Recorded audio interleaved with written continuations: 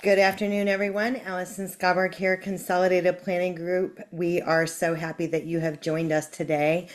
Today, we are going to be taking a deeper dive into ABLE accounts and why you might want to consider an ABLE account for your loved one that has a disability. So, I'd like to start by just a few housekeeping items. We are in webinar mode today, which means that we can't see you or hear you, but we know you're there and we're glad you're here today. Our chat box is open, so I invite you to put your questions in the chat box. We had a lot of people write questions in. If you sent a question in ahead of time, I do have those questions and I aim to address those throughout our presentation today.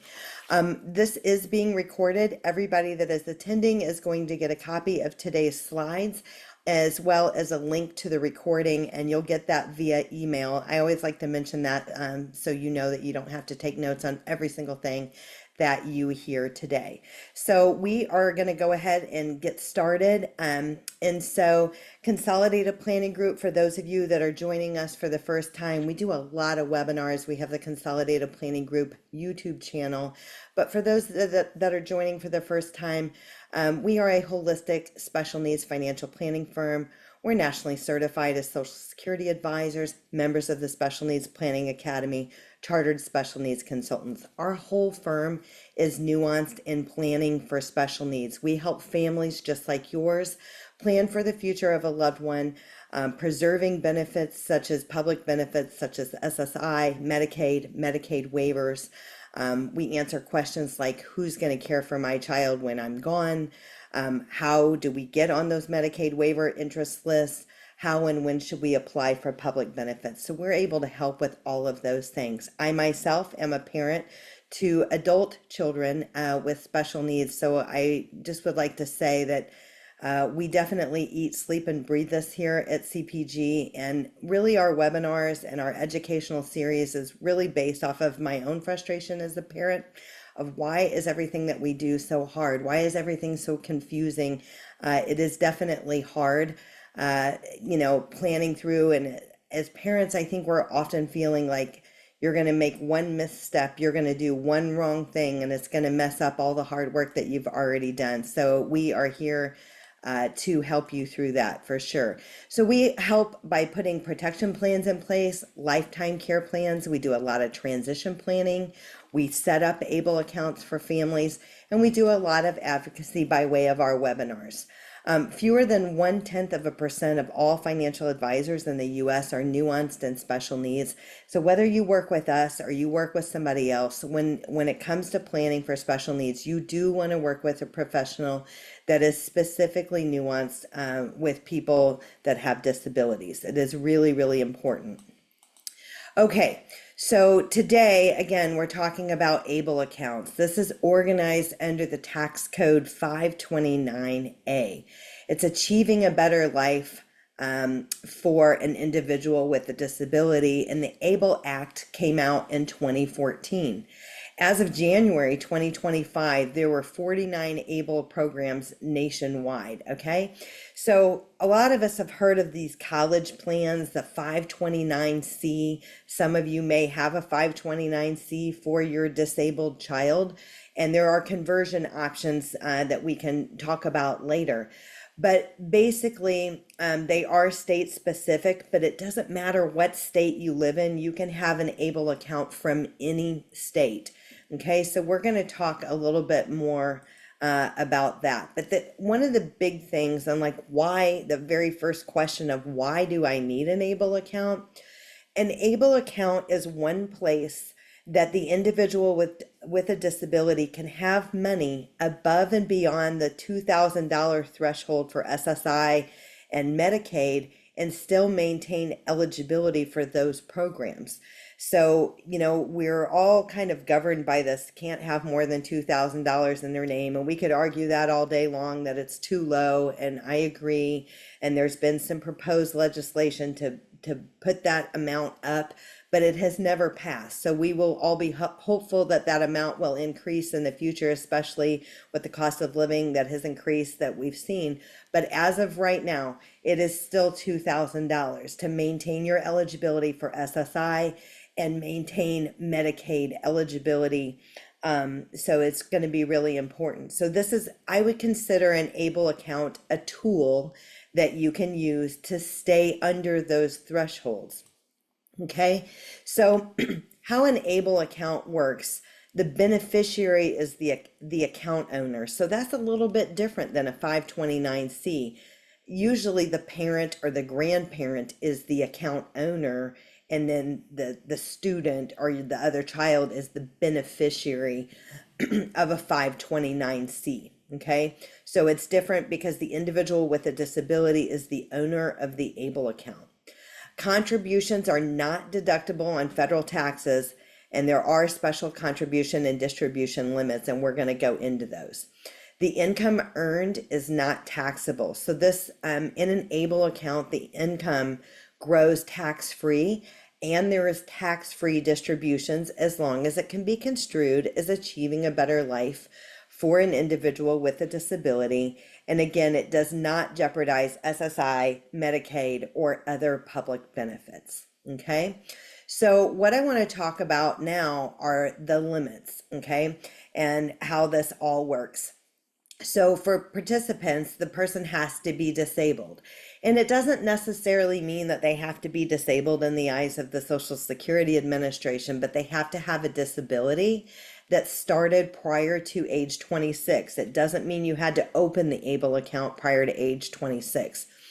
The cool thing is in 2026, that age limit is going up to age 46, meaning that the disability had to start prior to age 46. So as it relates to the contributions can be made by anyone. So mom, dad, I mean, I could contribute to your child's ABLE account. Anybody can contribute to anybody else's ABLE account. But there are limits on how much money that we can put into the ABLE account, and it is subject to the gift tax annual exclusion, which is $19,000 a year. And I would say that I've looked up, we all know that the government has been shut down for a while. I've looked up for 2026, and it is showing the same as 19,000 for 2026. We're not anticipating a change, but usually if it goes up just a tiny bit, like $1,000. Okay. Funds held in an ABLE account in excess of $100,000 disqualify the beneficiary for SSI.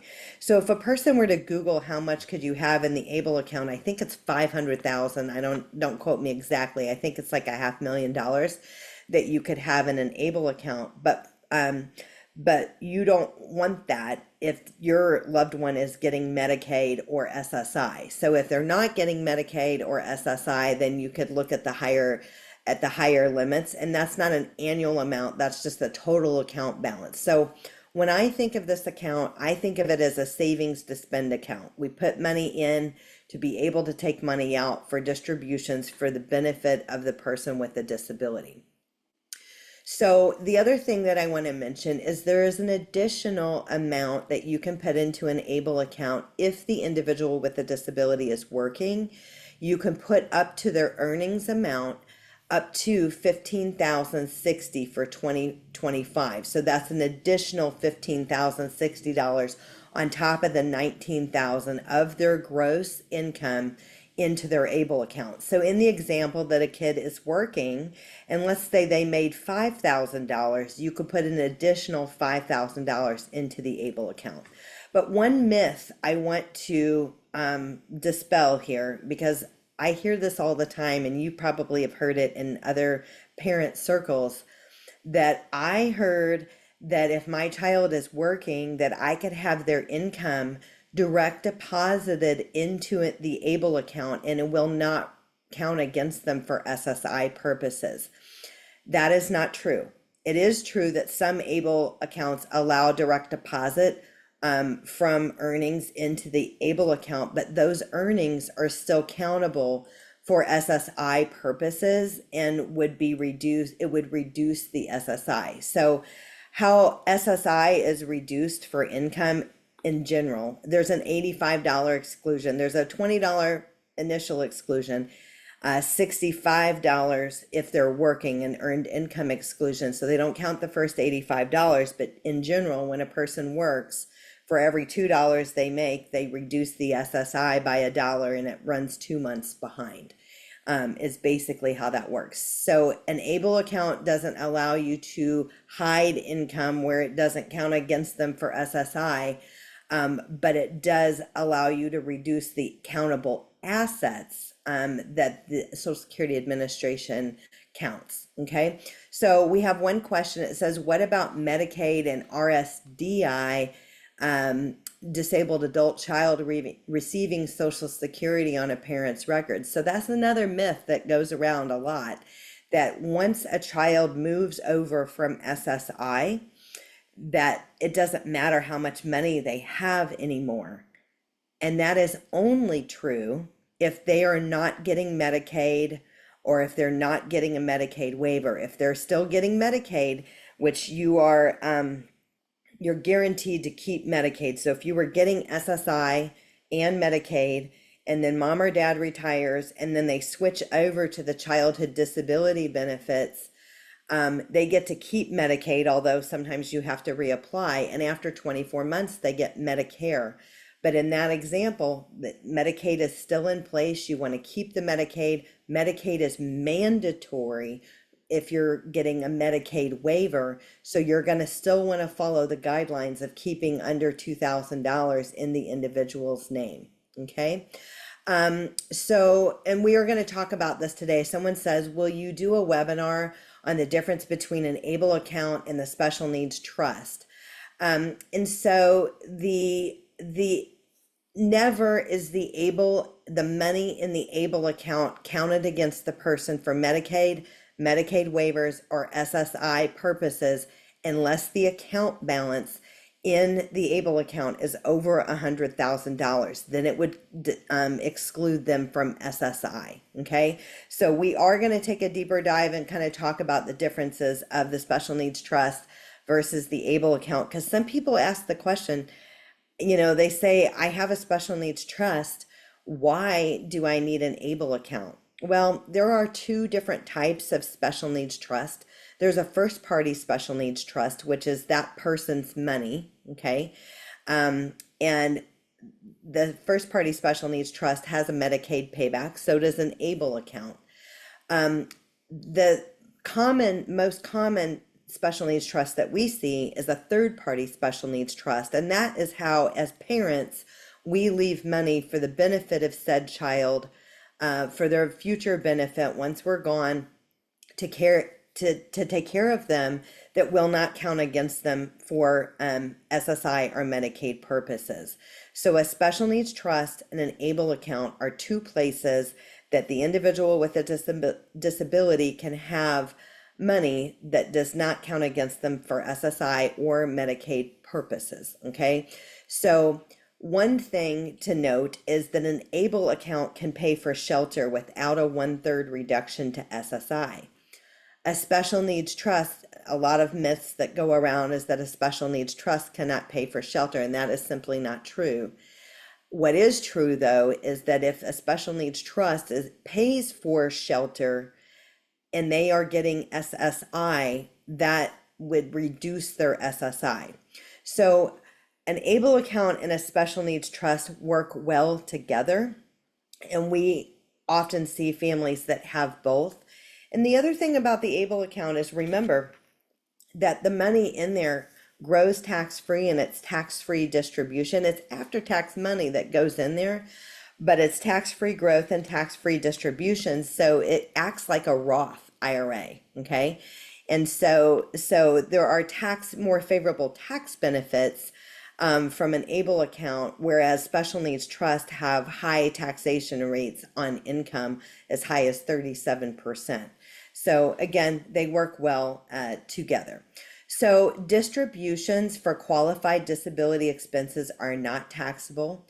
Earnings on distributions for non-qualified expenses are subject to ordinary income taxes plus a 10% penalty. Okay. So we talked about the tax-free growth and investments. You can change those twice a year.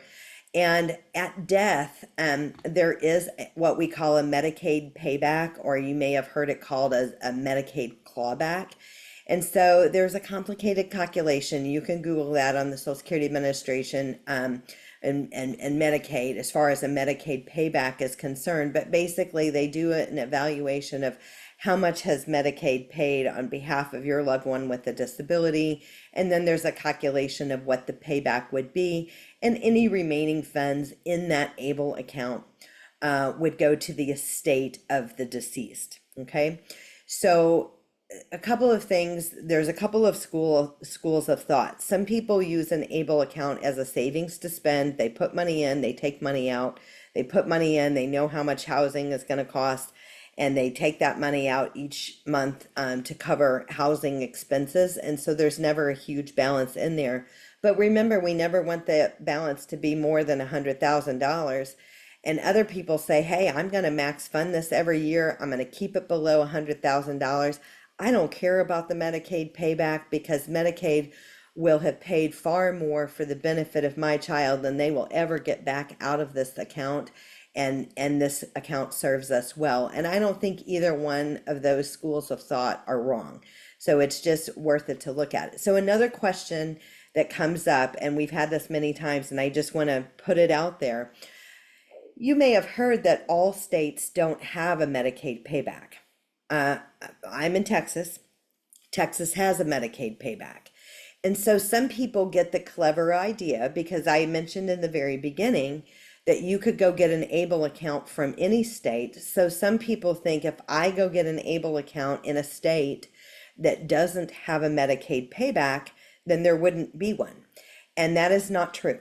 It has to do with where you live and what your state of residence is on whether or not the Medicaid payback would be applicable. And Medicaid is state specific. So even if you go to another state and get some other state's ABLE account, it doesn't negate the Medicaid payback if you live in a specific state that has that. Now, there is some talk. I hear all this all the time. I heard that they got rid of the Medicaid payback. So there has been talk. There has been a lot of proposed legislation to get rid of the Medicaid payback. But again, it's been proposed, but it has never passed. And we'll be hopeful that it will pass in the future, but it has not passed yet. Okay. So a lot of the questions that came in ahead of time is, what can we pay for out of an ABLE account? How does that work? And so what I love about the ABLE account, it is not restrictive of what you can pay for. So if it can be construed as as achieving a better life for an individual with a disability, you can pay for it out of an ABLE account. And so there's any number of things that you can pay for out of the ABLE account. But I'm sorry, my screen is locked up on me for a second. My slides are not. Oh, now they're going. Crazy. Okay, let me get back to that. Bear with me just one second. Computers, sometimes they're wonderful and sometimes technology is not wonderful. Okay, so I am getting back to the qualified disability expenses out of an ABLE account. So basic daily living expenses, health and wellness, not covered by Medicaid or private health insurance, copays, deductibles, out-of-pocket maximums, housing, rent, mortgage payments. If you pay for this out of an ABLE account, it will avoid a 1/3 reduction to SSI. SSI is a 10,000-pound gorilla. We do entire webinars on SSI.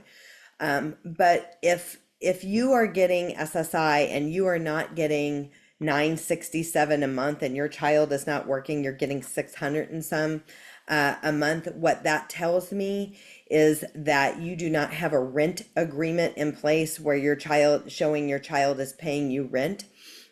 You can put a rent agreement in place and that will increase their SSI to the full amount. You have to submit it to them and they have to process that. But when you pay for rent out of their SSI, then there would be a 1/3 reduction to SSI if they're not paying rent. So you can pay for financial management and administrative services, transportation, car, Uber, etc., to get them to and from wherever they're going. Education and training, employment, job coach, classes to learn new skills. And as I mentioned earlier, some people have a 529C for their child that they started when the child was a baby. Maybe the diagnosis came later. Maybe the plan was for the child to go to college, but maybe they didn't.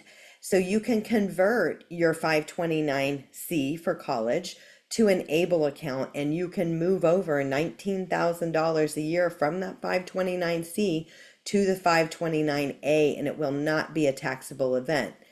And what I like about that, whether they're going to go to college or not, I like the idea of converting it over to the ABLE account, because the 529C is for higher education. You can use $10,000 a year for private school, but the ABLE account and what you can pay for is a lot more flexible than the 529C. So maybe they're going to go to college, maybe use the ABLE account to pay for higher education, but there's a lot of other things that you can pay for as well. Assistive technology, a phone, personal support services or attendant services, legal services. You could even pay for a vacation out of this, respite services, vacation, recreational services. All of those could be paid for out of an ABLE account. So what I say on the vacation, you could do it for the individual, pay for the individual is expenses for the vacation, and one or two caregivers depending on the level of need.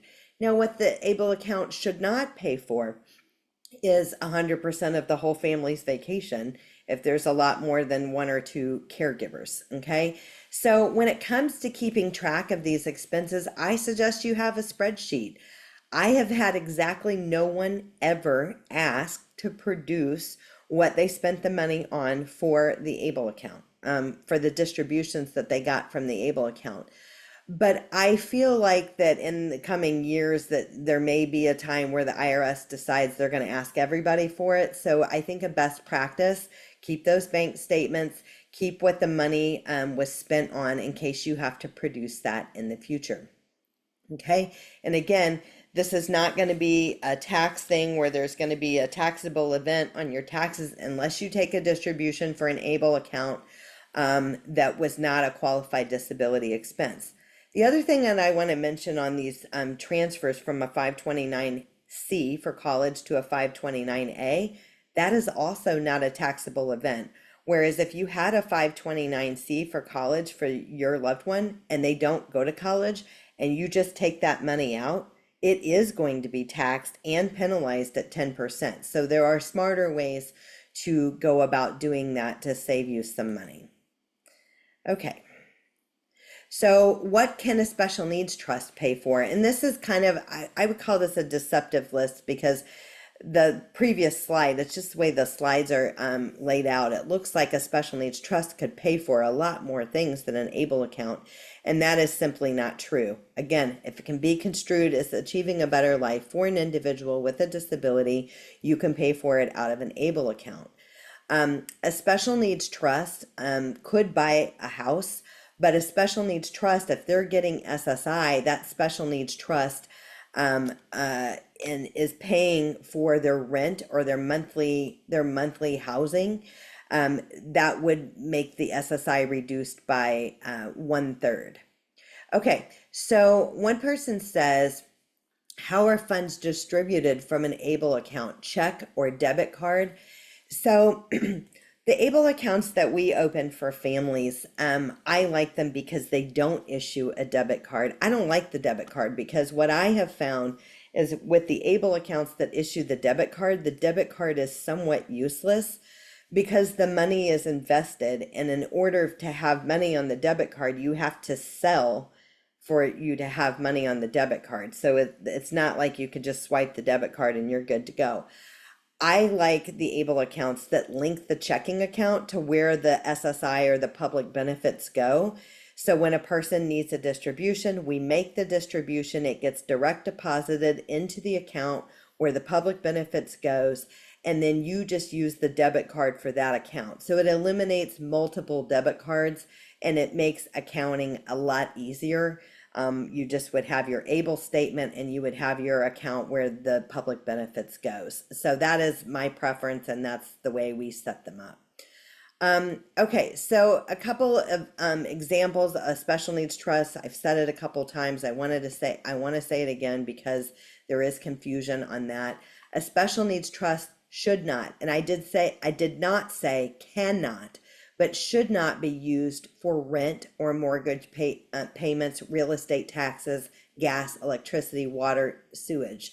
They did change the no food last October. They got rid of food. It turns out everybody does need to eat after all, so they're not going to count food out of a special needs trust. But if you're paying for monthly bill service for housing, then that would be the 1/3 reduction to SSI. It is not applicable to RSDI, childhood disability benefits, disabled adult child, Social Security, whatever you want to call it.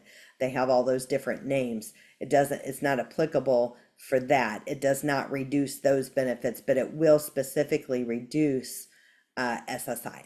Okay. So that is it for today for the ABLE account. I do want to I do have a few other things I want to talk to you about it. So the ABLE account, there's like no age. A person could have an ABLE account for as long as they live. A person just put in the chat, if a disability started at age 47, do people qualify for an ABLE account next year? And the answer is no. The magic age is 46 starting in 2026. Age 46 are before as far as when the disability started.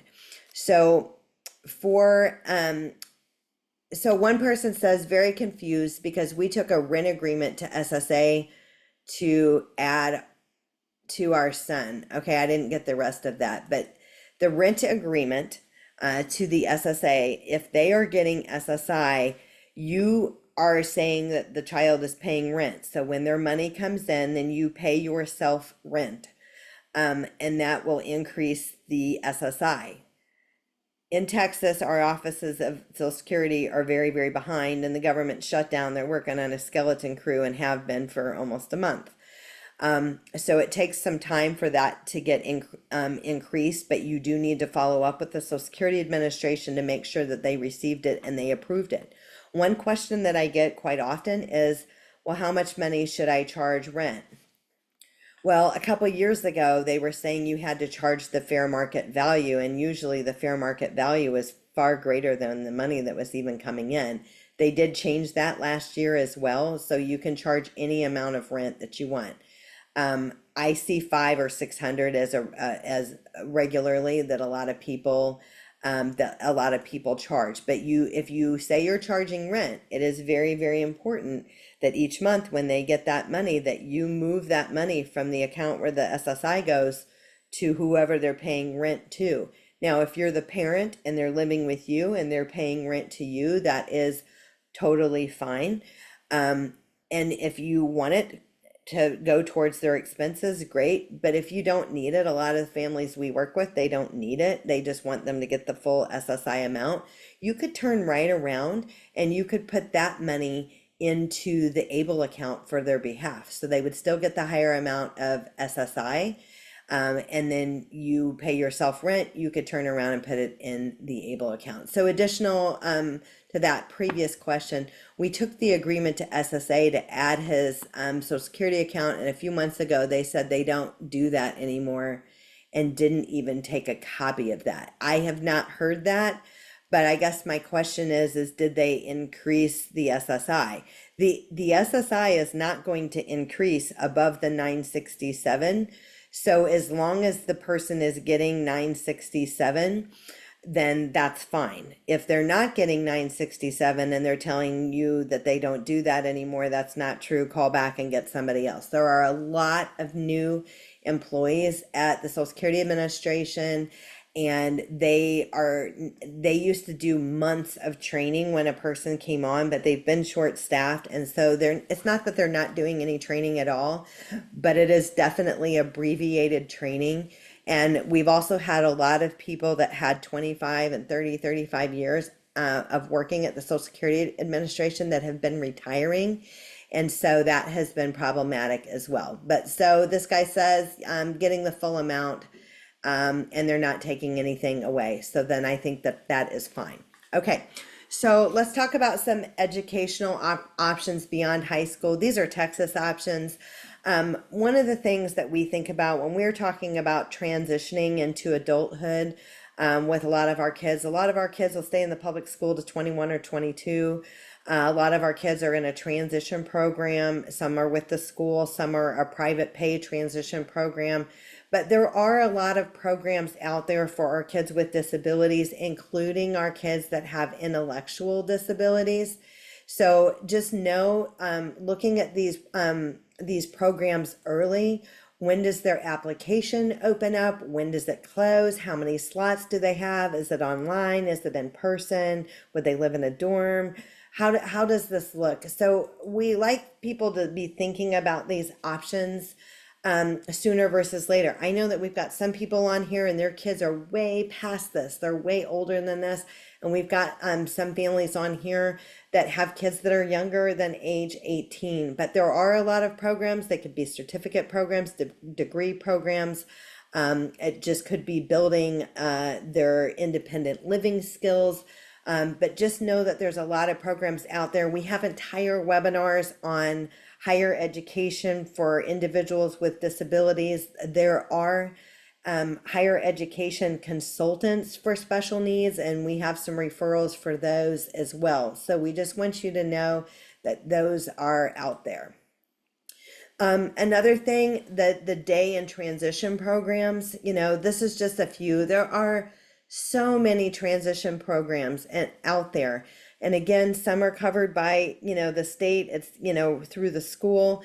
And then a lot of them are private pay, and some of them also take Medicaid waivers. So Medicaid waivers is something that we do a topic on, and it lives on our YouTube channel. But Medicaid waivers are designed to waive off some of the cost of care for caring for an individual with a disability to keep them in home and community-based services. In some states, there are no waiting list for Medicaid waivers.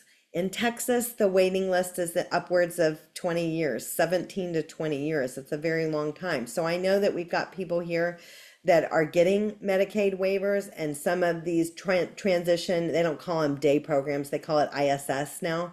But some of these programs could be covered or at least partially covered by the Medicaid waiver. So again, check them out early. They don't have endless slots. Get yourself on the waiting list, have the right to say no as opposed to needing to say yes, and then there's no options for this. This is some additional transition and residential programs. Again, most of these are in Texas, but there are a lot of programs out there, and there's a lot of support at very different price points. So my suggestion, again, what I think about this, and you might think, why are we talking about this? Well, part of it is when we have a loved one with a disability, they're going to be with us for the long term. So our semblance of retirement is different than that of a family that has all neurotypical kids.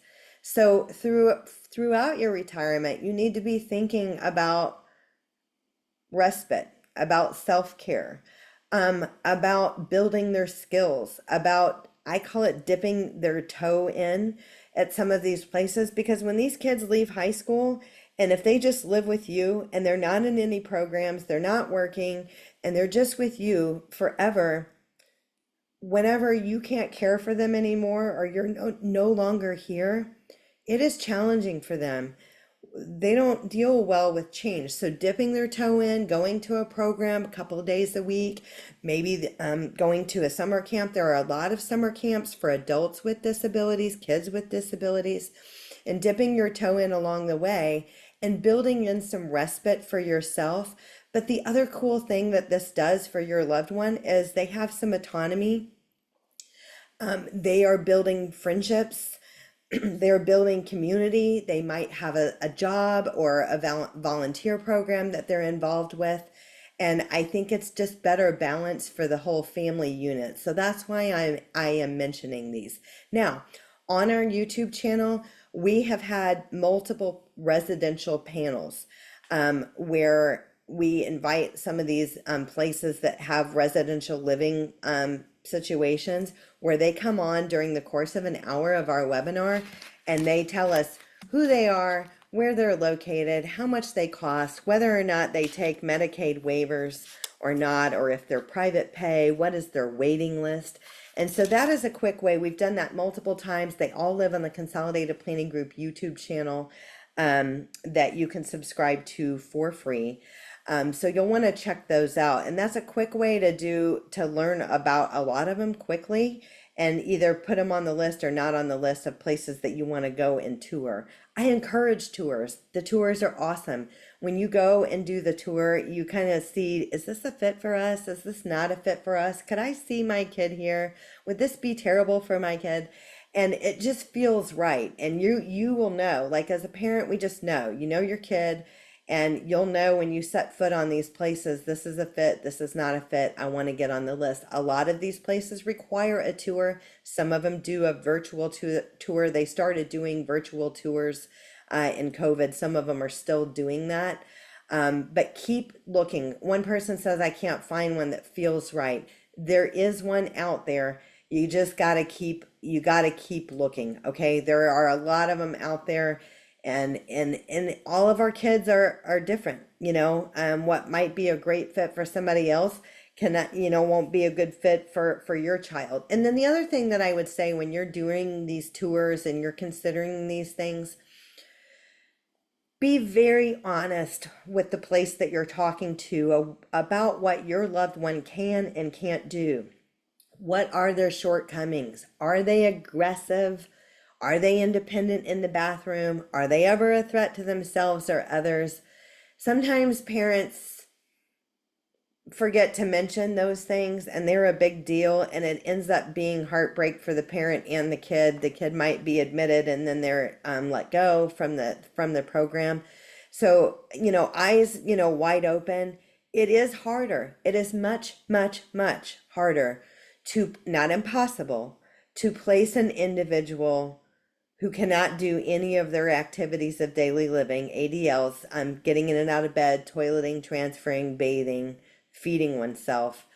It is also much harder to place an individual who is a threat to themselves or others, but it is not impossible. There are intermediate care facilities, ICF, and group homes that basically they take all risks. Okay. So even if there are some places, like perfect places that you liked and that you loved, and that was not, your loved one would not be accepted there, it doesn't mean that there isn't anywhere. So don't be discouraged. Keep asking questions. And then the other thing that I will say is, let's say you toured a place and it was awesome and you loved it, but they won't take your loved one because of whatever unacceptable risk that they have. Ask them for a list of other places similar that might be a good fit, because all of these directors of these places know the other directors, they know the other facilities, they've toured other facilities, and they may be able to give you a good idea of checking that out.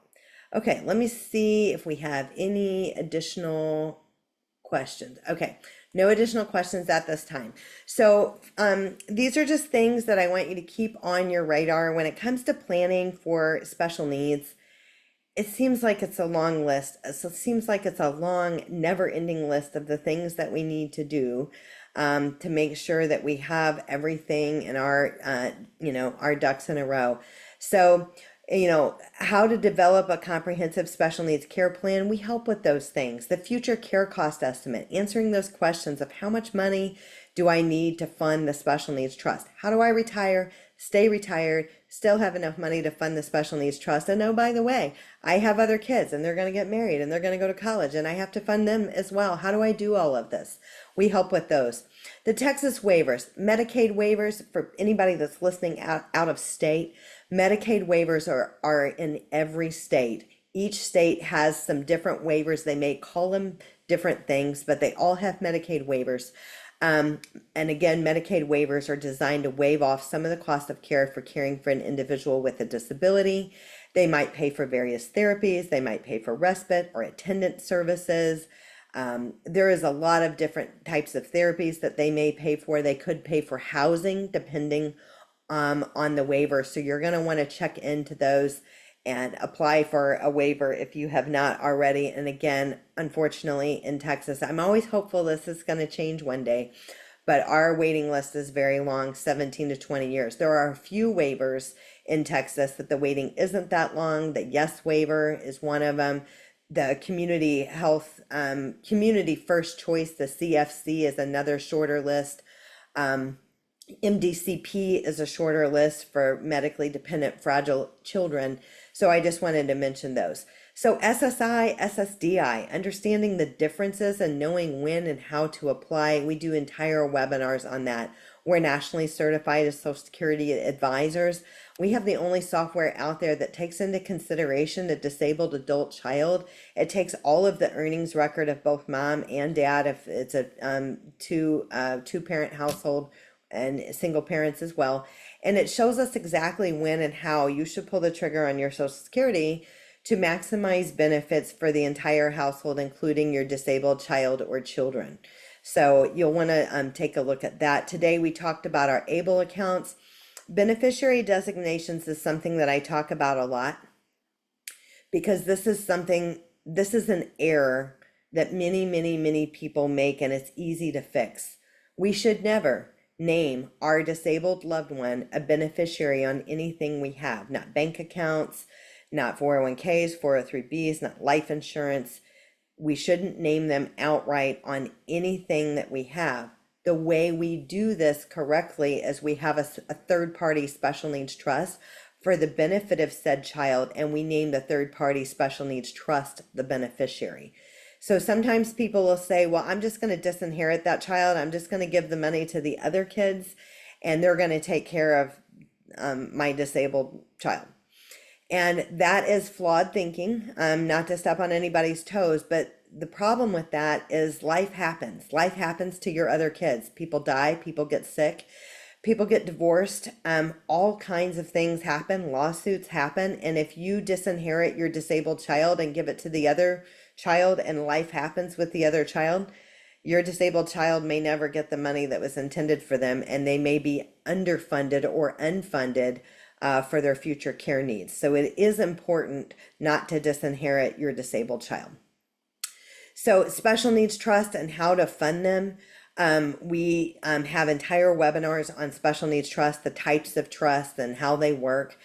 Many people fund a special needs trust with life insurance specifically to fund. And the reason we like that idea is life insurance passes tax-free to heirs. And this will keep your assets nimble during the 25 to 35 years that you could be spending in retirement. You're going to have needs, you're going to have expenses in retirement. So we want to keep those assets nimble for yourself. So life insurance is a good idea to fund the special needs trust. We talked about the residential living communities and that the wait list can be long. We strongly suggest touring. One thing I didn't fully finish my thought on. What we have seen is when a family has that child and they do come home after high school and they don't do anything, it is so terrible when the parents pass away and that child has to go live in a residential place. So that's where I was talking about dipping your toe in with those camps or transition programs. And then they feel more comfortable with it. There is going to come a day as parents that we're not as young and spry as we used to be. We don't feel as good as we used to. Maybe we have care needs ourselves, or maybe we're caring for a spouse. We have a lot of families that are right now in this perfect storm. They've got this kid that is moving into adulthood, a kid with disabilities, and then they have ailing parents, and they're caring for aging parents. And some people have, again, spouses that are quite sick that they're working through. So have some balance with that. Guardianship, alternatives to guardianship, POA, power of attorney, healthcare power of attorney, supported decision-making agreement. Not all states have a supported decision-making agreement, but Texas does. You can start the guardianship process 6 months before the child turns 18, so that way it will be complete close to their 18th birthday. If you're on here and thinking, gosh, I've never had that conversation with an attorney, my kid's 34 and we don't have anything in place, you're not too late. You don't have to start at 6 months before they turn 18. In Texas, the rule is the least restrictive, most appropriate for the ward, okay? And so there is not a magic litmus test, but an intellectual disability is considered an IQ of 70 or below. If the individual does not have the capacity to understand what they're signing or to enter into a contract, then guardianship or partial guardianship might be something that you should consider. If the person they can't handle money, they can't get themselves to doctor's appointments, they don't, maybe they're nonverbal, maybe they can't, if the question I ask is, if you were to pass away today, could your child handle things on their own? And if the answer is no, then you may need to have a conversation with a qualified attorney to talk through what the best options would be for said individual. There are successor guardians as well. So you could have a guardianship or partial guardianship and name a successor guardian that if you became incapacitated or deceased, that the successor guardian would kick in. So have those conversations, think about it. Powers of attorney, healthcare power of attorney. These are documents that I suggest you have in place for yourself. I suggest that you have those in place for your adult children that are away at college, or adult children that if something happened to them today, if they died today, that you would kind of be on the hook handling things. Then I would, maybe have that power of attorney and healthcare power of attorney HIPAA release in place. And then the last thing I want to say on that is I just want to make sure that you have intentional conversations with any aging family members that you have in your life, mom and dad, grandma and grandpa, aunts and uncles, people that you care about that are aging. The deal is that a large percentage of the population do not have these documents in place, or they were done 15 or 20 years ago and never looked at again, or they're lost. We literally had a lady whose mother passed away. She had a will that she had done, and she had 10 executors, 10, so she named an executor and then 10 alternates. And I've never seen that many ever in a will, ever. But the crazy thing is those documents were 20 years old. And so when her mother died, all 9 of the executors in order were all deceased. And the 10th one was 90 years old with dementia. So it is important to update those documents. You don't want to wait for a stroke or heart attack or the crisis to happen to where you wish you had those documents in place, but now they're not. Because if a person is incapacitated, they can't sign those documents, okay? And then the last thing, we talked about the post-high school education options, and we have entire webinars on that. We do have a question. I have a special needs trust clause in my last will and testament. Is this different from a special needs trust that you've been mentioning? The one in the will be formed at the time of my death. Okay, that is exactly right. Okay, so what that means is, in this example, she has a testamentary special needs trust. It means that the special needs trust has not been formed yet, but upon her death, it will be formed. Now, is this wrong? I would say no, it's not wrong. It is not the way I prefer to do it. I prefer to have a standalone trust. And the reason I prefer to have a standalone trust is I want it already established. If I die, my kids have care needs immediately. I don't want to wait a month, 2 or 3 months for the trust to be established because they're going to have care needs right away. The other reason that I have that special needs trust already established is that if my special needs trust is in my will and it's not going to be established until I die, if parents, my parents or grandparents pass away and want to leave money to said child, then there's not a special needs trust for them to leave it to, and we definitely don't want to leave that money outright to them. So it's not wrong. In fact, I would say I commend you for having a will and a testamentary special needs trust. It does depend on the level of assets that you have. But my preference, and it doesn't mean that I'm the be all end all, I am a special needs parent, but my preference is to have the standalone trust. If you can afford to have the standalone trust set up, and especially if you have any family members that may potentially leave money to your loved one with a disability. Can we have this trust in addition to another special needs trust? If the special need, if you can have as many special needs trusts as you want to, and I mentioned that for divorced parents because sometimes people wonder if we're divorced, can she have a trust and he have a trust? And the answer is yes. And sometimes in divorce situations, each parent wants to control how the money is spent, and that is okay. There's nothing wrong with that. Grandparents could form a special needs trust if they want to. So you can have more than one trust, but it is not, if the trust is already established, you could also update your will to take the language to establish a special needs trust out of your current will. So as for wills and trusts, I just want to mention, so we're on the financial side, we're the money. We're the Social Security, all the public benefits, the future care cost estimate, how much money do we need to fund the special needs trust, that kind of thing. But we're not the attorney that establishes the documents. So we work with a number of attorneys. We do strongly suggest that you work with attorneys that are specifically nuanced in special needs. But when it comes to your legal documents, I strongly suggest that you have them looked at every 3 to 5 years. And it doesn't mean you change it every 3 to 5 years. It means you have them looked at. Laws change, things change. And what you did 15 years ago, when I looked at mine, and that I had done 3.5 years earlier, I was laughing at some of the provisions I had in there because it wasn't appropriate anymore. It was appropriate then, but things change. People change. What your thoughts of people on if they could be a future caregiver for your loved one, all of those things change. So definitely take a look at that. Okay, so on this slide, you're going to have a link for our upcoming webinars that you can register for. All of our past webinars live on that YouTube channel. So we hope that you'll join us for future webinars.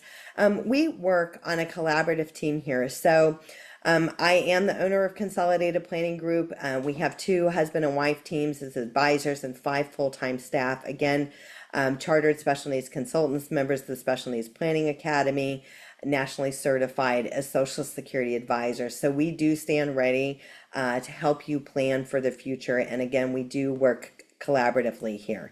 So this is where you can schedule your free personalized consultation. I know that there's people on here that didn't ask questions that wanted to ask questions today, but reach out to us. We are certainly happy to have a free personalized consultation with you. What we do during that consultation, we're going to learn a little bit more about you. We're going to share a little bit more about CPG and the doors that you can walk through at CPG and how we may be able to help you on your planning journey. Most people that come to us have already done some planning. Some people have done a lot of planning, but their advisor wasn't nuanced in special needs and they just want a second opinion. Some people just need to get started on planning and they're embarrassed because they feel like they're behind. And some people have gotten started and then they put it on the shelf and they need to just pick up where they left off. Wherever you are on your journey, don't beat yourself up on it. We can definitely help you. So having said that, I'm just going to run through our questions, a few of the additional questions that we had that were write-ins.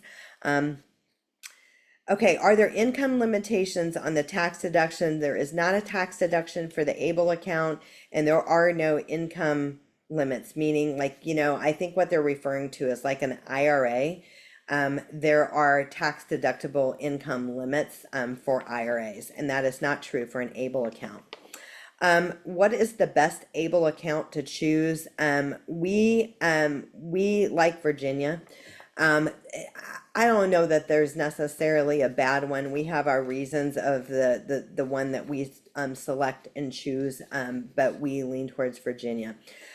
Could I transfer money in the ABLE account to another state? And yes, you can. So if you had a ABLE account in one state and then you moved to another state and you wanted to open an ABLE account in that state, you could open it and transfer the money, but you cannot have more than one ABLE account, which is not true for a 529C. A person like Mom and dad could both have a 529C for one kid. Grandma and grandpa could each have a 529C for one kid. So there could be four 529Cs, but there's only one ABLE account for the individual with a disability. Here's a question. Does it make sense to open an ABLE account now if disabled? The adult gets the max SSI, lives with parents, but spends down the monthly SSI. And so one of my things is if the person is not at risk of being anywhere close to over $2,000 in their name, I feel like you could wait to open an ABLE account. Okay, so I don't think that you have to do it if they're already spending down their money each month and they're nowhere close to being over the $2,000. Now, another thing I should mention is if they're getting SSI, I'm going to use an example. Let's say a kid graduates from high school and grandma and grandpa, let's say they're getting SSI, and then grandma and grandpa sends them a check for $500 for a graduation gift. That is income to SSI and will reduce that SSI. Whereas if there was an ABLE account, grandma and grandpa could do the $500 to the ABLE account and then it wouldn't count against them. Okay. How to decide which waiver program would best fit your child's needs and how to decide. Well, it depends on what state you're in, because I don't think it's really a decision in Texas because the waiting list is so long. But you can apply for the Medicaid waivers, all of them, and then when they come up on the list, you can only have one at a time. Now, what one person might be talking about is maybe their loved one is already getting a waiver. For instance, maybe they're getting the class waiver and then they came up on the HCS waiver and they want to know which one is different. So in a lot of circles, a lot of special needs parents in Texas would tell you the HCS waiver is better than the class waiver. And it's not necessarily true for your child. It depends if your child needs more therapies. There's less therapies on the HCS waiver. Class doesn't pay for housing. HCS can. There's a bigger budget with HCS. So we do have a checklist that really kind of talks, it's really more of a spreadsheet that kind of identifies the waivers and what they pay for and what they don't. But you do need to choose wisely on which one you take because you can only have one at a time. I'm looking for a contact about 529A accounts and HCS waivers. I understand the 529 ABLE will not count against Medicaid limits. That is absolutely right. The 529 ABLE does not count against Medicaid limits. That includes the Medicaid waivers.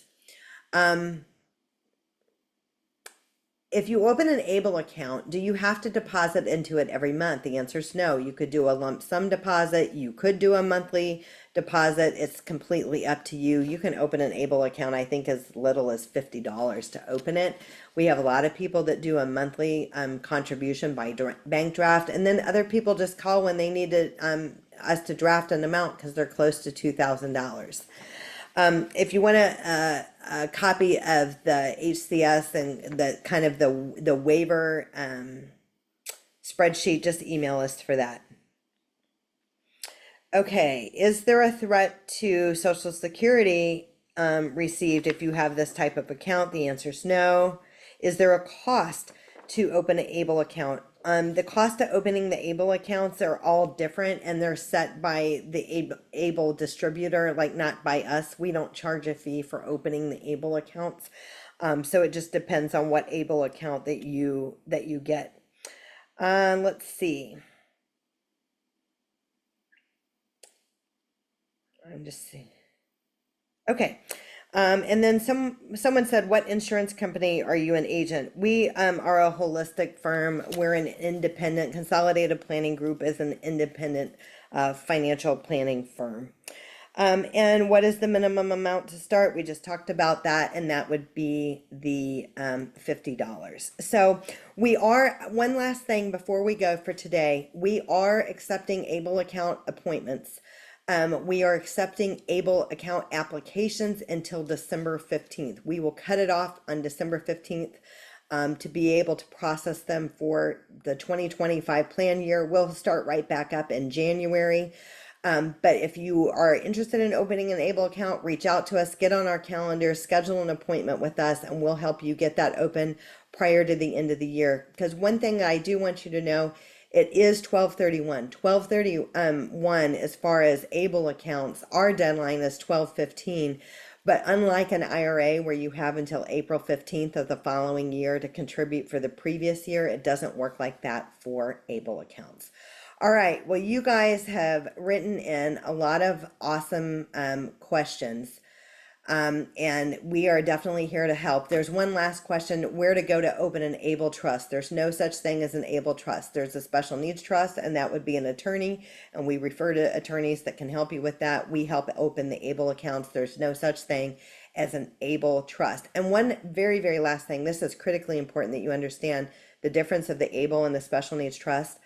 You cannot make a beneficiary on like of your life insurance and ABLE account, but you can make a special needs trust the beneficiary of your life insurance. So that is another reason why you might need both of those accounts. So guys, it has certainly been my pleasure being here with you today. We look forward to working with you in the future. Schedule your free personalized consultation, and we will connect again with you soon. Be on the lookout for the slides and the recording, and we'll catch up soon. Have a great afternoon. Bye now.